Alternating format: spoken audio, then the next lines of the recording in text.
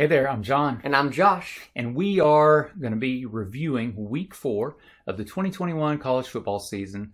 And so let's dive in here and start off with one of the big games of the week. Arguably the biggest game of the week. Probably so. Number 12, Notre Dame was facing Wisconsin at the Badger Stadium, and they were ranked number 18. We were expecting a pretty good battle here. And we got it at first, right? We got it up through the third quarter. It was 10-10 at the end of the third quarter.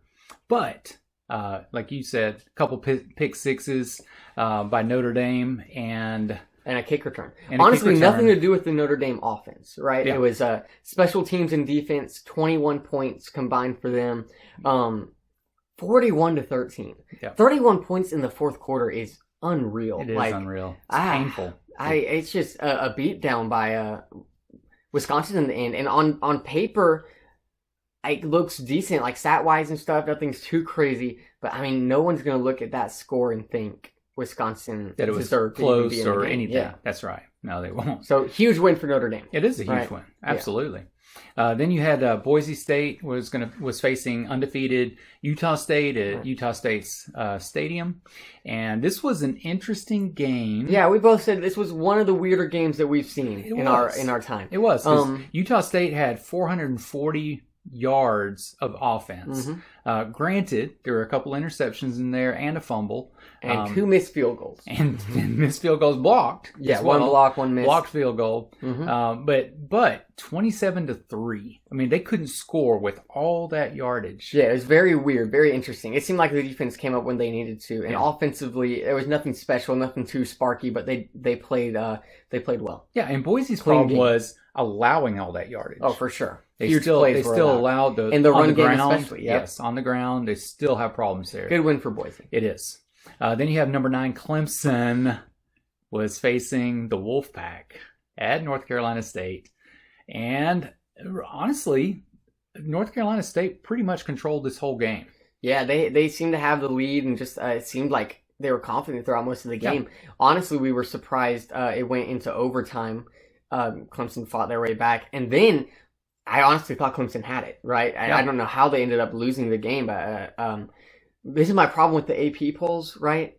Because they rank Clemson ridiculously high at the beginning of the season. I think top 4. And they have no idea what they're going to look like, right? And this team clearly doesn't deserve to be in the top 25. Yeah. Much less, I mean, I don't even think they're ACC contenders this year at the rate it might not be. And we're about to find out.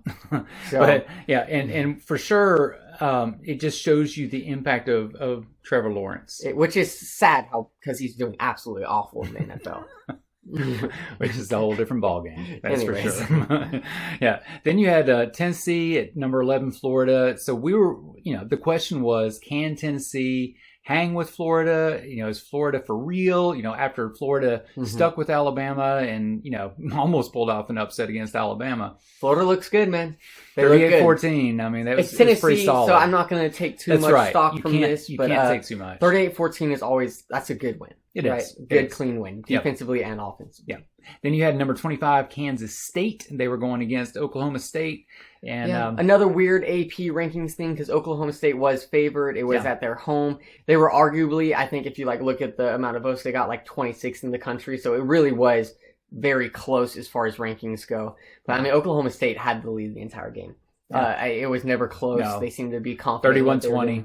Good win, Oklahoma State. Yeah, and that looks good for Boise State. Oh, for sure. Yeah, it looks great for Boise. Without a doubt. Okay, then you had West Virginia, and they faced Oklahoma. This was sort of what I expected as far as a lot of people thought it was going to be a good game, and it was. It really was a good game. Yeah. I will tell you what shocked me about Oklahoma this year is offensively, they just haven't looked incredible. Right? The past couple of years, even if they've lost games, it's been games where the score's 55-50, right? Yes. Just these ridiculously high-scoring shootouts with Hurts and Baker and Murray and all these just incredible quarterbacks. Rattler, talented dude, talented kid. Yeah. They're just not putting up numbers like they used to. But I guess the amazing thing is somehow the defense is also holding the other team. 16-13 is a close game. It is close. Oklahoma has had a lot of really close calls this season that they probably they don't look like the number 4 team in the country, which I like. I like that a lot of these really top teams aren't not necessarily looking super dominant. Yeah. I like that. Yeah. This game we weren't even going to mention because we did not think it was worth mentioning. Mm-hmm. Georgia State was at number 23 Auburn, and with 40 seconds left in the game, Auburn was behind. They were. And somehow with DJ Finley, he gets them into the end zone, and so they go ahead. And then, as Georgia State is trying to drive down the field, they throw a pick six. Right, yeah. Which made it a 10-point ball game, 34-24. So the thing's worth mentioning, like you said, Bo Nix was benched for TJ Finley. Yeah. Which a lot of Auburn fans, I've seen a lot of people talking like they didn't think Brian Harsin had the guts to bench Bo Nix, right?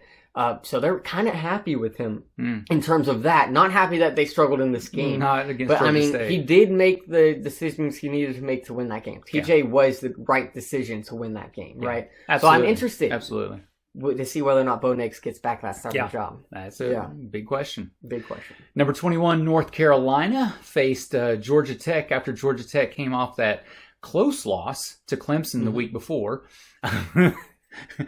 Georgia Tech made no bones about the fact that, hey, they're a fighter. I need to make an apology out to all Georgia Tech fans. I think at the beginning of the season, I said something along the lines of, like, why did you ever leave the triple option? Go back to the triple option. I take it back. They actually seem to be fighting really hard this year against a lot of teams. 45-22. I remember way back when Sam Howell was a Heisman candidate. Don't know what happened there, but, like, North Carolina, man. Yeah, lost cause for sure. They're lost cause. Yeah. Then we last week we mentioned SMU was facing TCU. We were expecting TCU to win this one. We were, for sure. And nope. Great SMU win for the American Conference. 42-34. Yeah. Great win for SMU. Yeah. I mean, I'm sure there's no kind feelings towards these two teams anytime two teams in Texas are playing each other, right? I'm sure they're not fans of each other. But Gary Patterson, TCU, they just didn't have what it takes. It seemed like SMU came out fast and hot right off the bat, and TCU just never recovered. And that doesn't really bode well for TCU facing Texas this coming week. So, it's bad news there. Nebraska faced Michigan State, and Nebraska fought. I mean, they put up a fight for sure. Went into overtime with Michigan State. Now, Nebraska played Oklahoma last week, correct? Is that who they played in those close? Yes. Man, Nebraska's tough schedule here. It is tough schedule. 20-23. And, I mean, as much as, like, I will give Frost a hard time for his career at Nebraska so far, it kind of seems like they're competing. Maybe beginning to turn a corner. Yeah, maybe, like, not quite a couple different changes, couple plays made. Nebraska would have beaten a couple really good teams this year. Yeah. So I'm curious to see if maybe he's actually starting to figure things out. Maybe they go 6-6 this year. Maybe it's not great, but if he sticks around at the rate they're going, maybe we do start seeing Nebraska start coming back. That would be surprising. Yeah. Okay, and let's talk about your upsets. Oh my goodness! Wow. So I was 3-3 on the season based off last week. I was 2-0 last week with my picks though, and so we'll go ahead and start with Iowa State, number 14 Iowa State at Baylor. This was a shootout, man. 31-29, Baylor beats Iowa State. Pulls off the upset.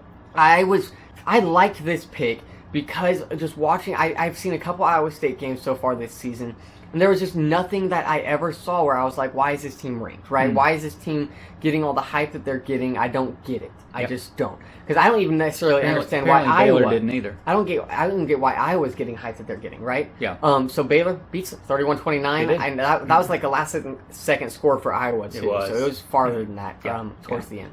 Yeah. And then I said Notre Dame, Wisconsin was the biggest game. I was wrong. This was the biggest game. This is actually big. This was huge. Number 7, Texas A&M, who everyone, including me, has said extremely overhyped. Yes. And didn't have their starting quarterback. I should say that as well. Against the Woo Pegs of Arkansas Razorbacks, number 16 in the country, just came off of a dominating performance against Texas. Yes. So arguably the two biggest schools in Texas here. Texas and then Texas A&M. Yeah. And Arkansas has beaten both of them. 20-10. Yeah. Arkansas stunts Texas A&M. And this is what I have to say about Arkansas right now. They're playing some nice football. Yeah. Offensively, defensively, like they just look fun, man. They're playing some smash mouth defense. They're playing some.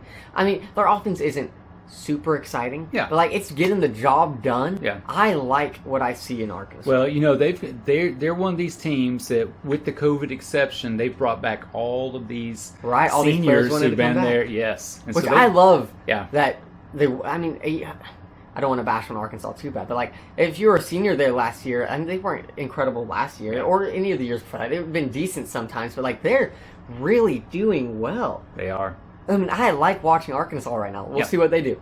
Absolutely. Yeah. So. All right. That was our Week 4 results. Join us when we talk about the Week 5 preview. Go Broncos.